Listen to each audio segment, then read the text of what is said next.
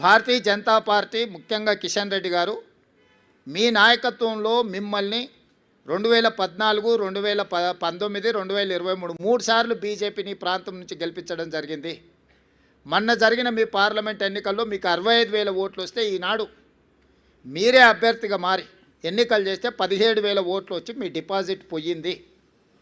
కాబట్టి ఈరోజు ప్రజలు జంట నగరాలలో ప్రజలు మెట్రో విస్తరణ కోరుకుంటున్నారు, గోదావరి జలాలు రావాలనుకుంటున్నారు, మూసి ప్రక్షాళన జరగాలనుకుంటున్నారు, రీజనల్ రింగ్ రోడ్డు రేడియల్ రోడ్స్తో పాటు తెలంగాణ రాష్ట్రానికి వచ్చే పెట్టుబడులను ఒత్తిడితో ఇతర రాష్ట్రాల కేంద్ర ప్రభుత్వం తీసుకెళ్తున్నప్పుడు మీరు అడ్డుకోకుండా ప్రేక్షక పాత్ర వహించిందని చెప్పి ఈ ప్రాంతంలో చదువుకున్న వాళ్ళు పేదలందరూ ఆలోచన చేయబట్టి ఈరోజు బీజేపీకి పరిస్థితి దాపురించింది.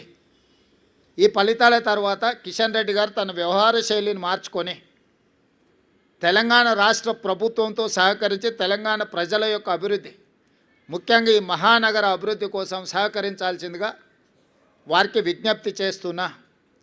ఇది భూకంపం ముందు జరిగిన చిన్న ప్రకంపన మాత్రమే భారతీయ జనతా పార్టీకి. ఈ ఇండికేషన్ కిషన్ రెడ్డి గారు అర్థం చేసుకుంటే భవిష్యత్తులో వారి యొక్క రాజకీయ పరిస్థితి కాస్తైనా మెరుగ్గా ఉంటుంది. కాబట్టి వారు ఈ ఫలితాలను విశ్లేషించుకొని ముందుకు రావాల్సిందిగా. కాంగ్రెస్ పార్టీ ఎన్నికలు వచ్చినప్పుడే రాజకీయాలు మాట్లాడుతుంది, మిగతా సమయంలో రాజకీయాల జోలికి వెళ్ళాం, రాజకీయ విమర్శలు చేయము.